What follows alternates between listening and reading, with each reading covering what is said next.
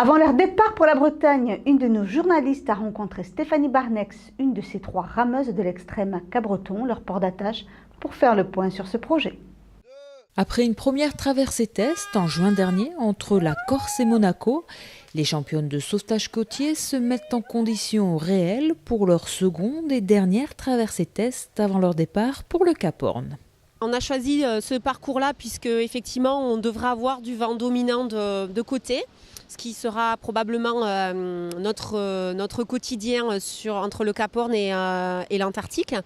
On a choisi aussi de tester les combinaisons, les nouvelles combinaisons, le prototype. Ce sont des combis sèches sous lesquelles on est habillé dessous. Les planches aussi, le prototype de planche et puis tous les changements, le transfert de la rameuse au bateau. Donc on a une checklist d'instruments et d'outils et d'équipements à tester sur cette traversée.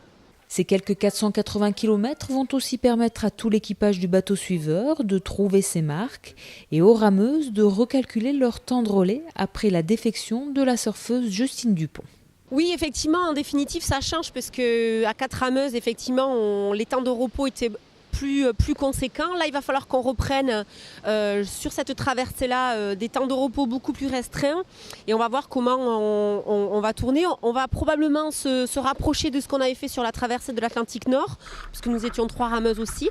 Donc on va probablement revenir, mais certainement ces temps de repos vont varier en fonction des conditions météorologiques, c'est-à-dire soit on fera des relais plus longs si les conditions sont plus favorables, avec une bonne récupération.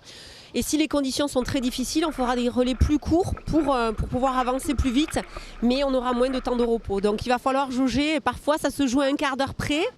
Mieux vaut donc bien gérer les temps de rame et de repos, puisque les filles vont parcourir environ 1500 km dans une eau à 2 degrés, un défi sportif complètement givré, mais qui allie aussi des actions pédagogiques et un projet scientifique. C'est très enrichissant parce qu'il y a une action pédagogique et une grosse action innovation sur les équipements, le matériel de sécurité. Il y a un défi scientifique puisqu'on souhaite relever des échantillons d'eau et d'ailleurs on est en partenariat pour justement analyser la concentration en microparticules de plastique qui se trouvent aux environs du Cap Horn. Donc pour nous c'est bien aussi puisque très peu de scientifiques veulent aller dans cet endroit-là puisque c'est assez dangereux. Nous, on y est, donc autant que ça serve à la recherche. Du coup, on a fait pas mal d'avancées, mais il nous reste effectivement des fonds à soulever pour pouvoir, même au mieux, embarquer une scientifique à bord du bateau. Pour soutenir le projet, rejoignez le Club des Givrés sur le site Cap-Opa-Cap et rendez-vous à Cabreton samedi en début d'après-midi pour l'arrivée de cette seconde traversée test.